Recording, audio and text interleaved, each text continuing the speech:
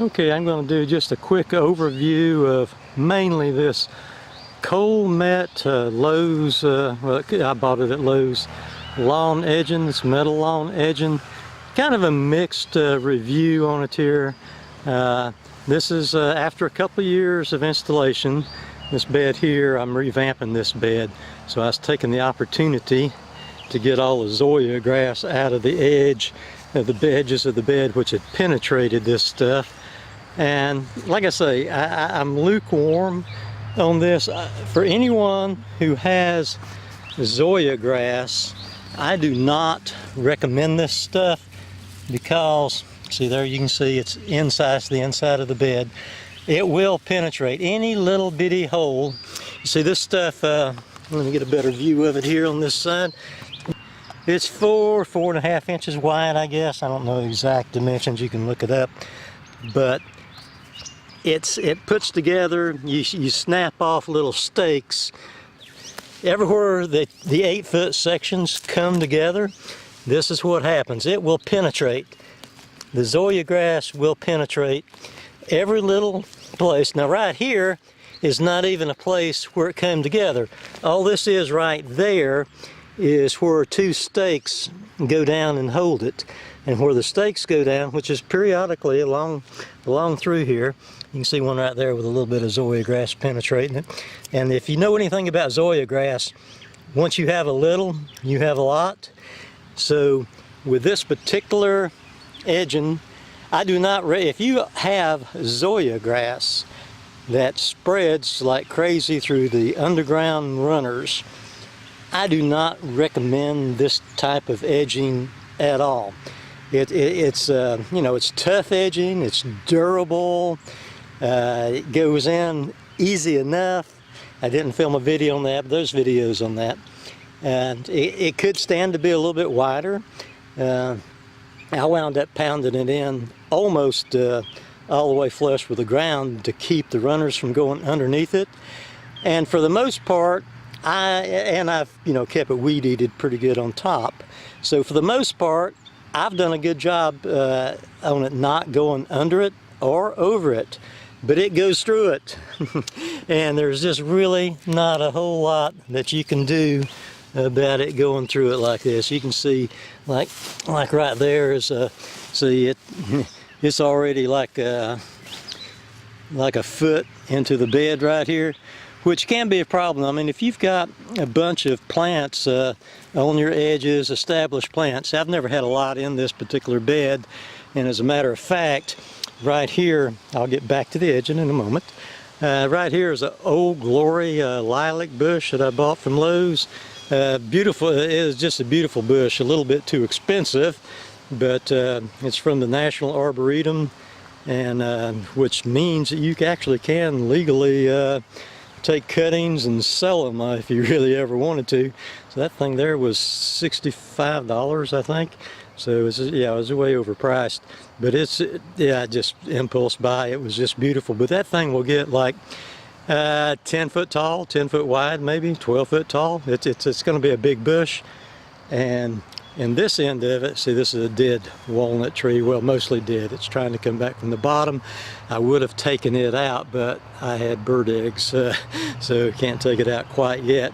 But on the bottom here, I have a viburnum. This is supposedly a native species of viburnum. It's an Arrowwood viburnum, and it will get similar in size to that lilac there, like 10 to 14 foot tall, 10 to 14 foot wide, and that will pretty much engulf just those two plants alone, with the lilac in that end and the viburnum, Arrowwood viburnum in this end, will pretty much engulf this whole bed. And that is really one of the only things which will eventually get rid of your Zoysia grass. I wish I had never planted this darn stuff years ago. I back-breaking work, put plugs all over the place, and now I'm regretting it on the Zoysia grass. But it'll shade out. That's one way to get rid of it, is if you have enough shade, which in my front yard over there, see all those big trees? It's basically now just a moss yard. it was covered with zoysia grass, and the trees got that big, it just shaded it out, and the zoysia grass just melted away eventually. But yeah, I'm sorry for the lack of videos this year. I just thought I would do a little bit of a review on this edge, and while I'm at it, let me just go ahead and finish up on the planting here. This plant here is also an Arrowwood Viburnum. This is a cultivar. The other one I showed you supposedly is a native species. This here is only about a foot tall right now. This is a sparkler, which does have nice glossy leaves. Well, even the native species has fairly glossy leaves. And in the backyard, I have a Chicago luster viburnum, which is the glossiest leaf of any of the Arrowwood viburnums I've seen. And the deal with the Arrowwood viburnums is for them to form berries in the fall. You can see here, this one is just covered with blooms right now, even though it's only a foot tall.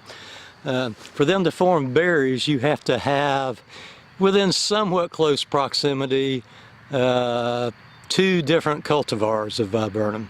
It's not like a male and a female plant you gotta have, it's just you gotta have 2 different cultivars. So I'm gonna have 3, 2 of them real close together here, and then one in the backyard about 100 feet away there. So I'll have a sparkler here, and in the lower end of the bed, the native species viburnum, Arrowwood viburnum, and then right through there, 100 feet away, I will have the Chicago luster.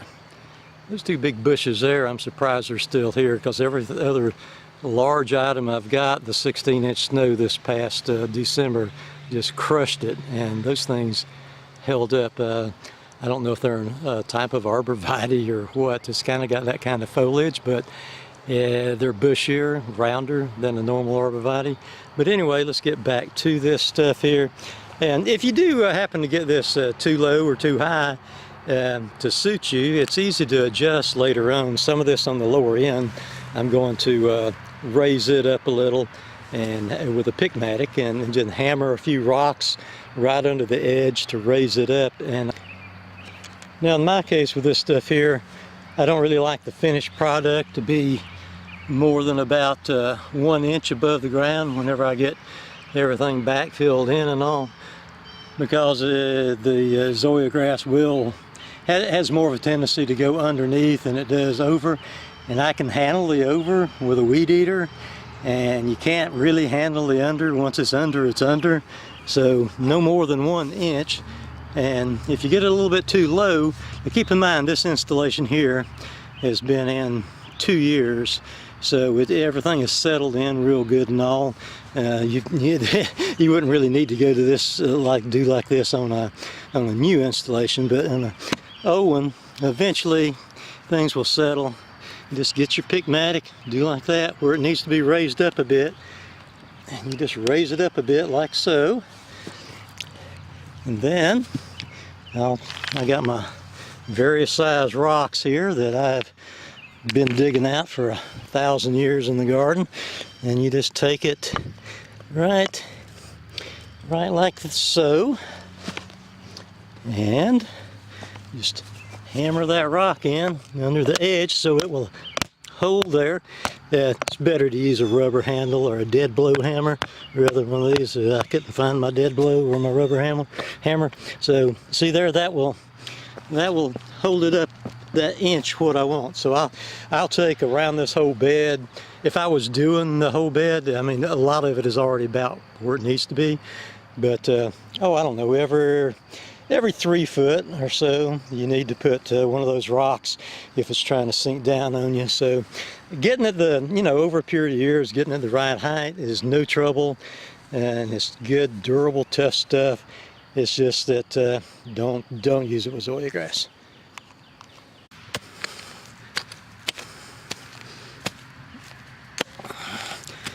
Well, I don't want to get it right to start with. I want you to be able to see what's going on here.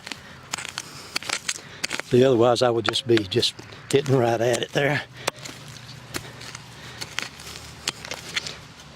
See, this is the part where it goes together, and then it overlaps. You've got a little section right here, right in here, that overlaps a section. See, like that's 2-inch section right there, and then there's a 2-inch section, and they just kind of mesh together there. All right, let's try to. And this stuff is pretty tough. I don't even worry about hitting it with a weed eater and all. I don't know a lot about different kind of grasses, but you know, if you had a kind of grass that wasn't too bad to penetrate just a section like this, so I'm gonna have to really get it out, you got to go on the outside and the inside both. I've been doing it with a Pickmatic, but I can't do it with a Pickmatic and hold my camera at the same time. See what it does, this Zoysia grass, it will come and it will hit the edge of this, and it will not stop. It will just turn left or right, and it will, just like something that's root bound in a pot, it will just circle and circle and circle. It will keep going forever until it finds an entry point. And when it finds that entry point, I mean, it's not good. Not good at all. So what I will eventually, well, on this one here, I'll eventually remove it because my plants will get so large they'll shade the Zoysia grass out anyway. But on these two beds here, you can't really see it because it's sunk all the way down. But I will eventually put some kind of barrier on the edge, some kind of blocks, or some kind of pavers on the edge, some kind of other edging in addition to this here. That would be like a double barrier. See, this is what I've just then knocked out of the outside, which wouldn't bother me if it did not intrude. All right, let's keep on looking at this particular intrusion because this is pretty typical. And after 2 years, every single place, if you've got a good stand of Zoysia grass, every single soft entry point will have been penetrated.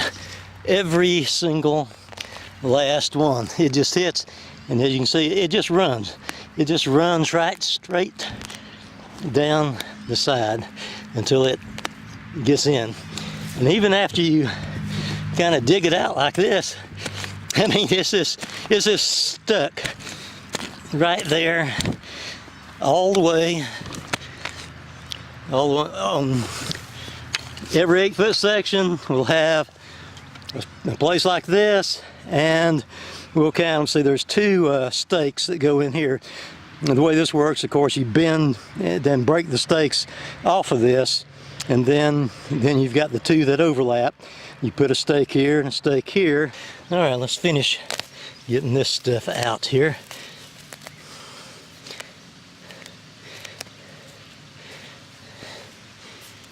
You see, that there is not good enough because, as you can see, it's still there. And lots of times it doesn't want necessarily to come loose from just the inside. So lots of times this here is doing a pretty good job coming loose from the inside. And sometimes I have had a few I just gave up on getting it loose because I know it's going to penetrate back anyway. Like right where the stake, where that stake is in contact with this hole here, this indentation, can be just so tight that you can't get this stuff out of here no matter what you do. Yeah. So anyway, that's the deal on this here, and this is what it looks like here from the outside of it. It just hits the side of it, just runs till it finds the opening, and it will go in. That's the deal on that. So that's the Col-Met lawn edging. It comes in a couple of colors. That's the reddish brown, then they have a green. But yeah, I'm going to try to do a couple of videos here before long. I've been working pretty hard, and I just haven't taken the time to do any videos at all. I need to do several on my garden beds and several several bird videos, and just numerous things. And I know I'm not too good about posting, but thought I would post this one here today. So my number one recommendation is don't plant Zoysia grass to begin with. You know, it's reported you don't have to mow it as much, which is true, but it spreads where you don't want it to spread 100% of the time. If you was in the city and had neighbors, they might not like it either and spreading on their yard. So don't plant Zoysia grass. And if you do, ignore recommendation number one. Do not use the Col-Met lawn edging, because it just doesn't do the job in conjunction with the Zoysia grass. Maybe another time to grass it would, but not Zoysia grass. Bye everybody.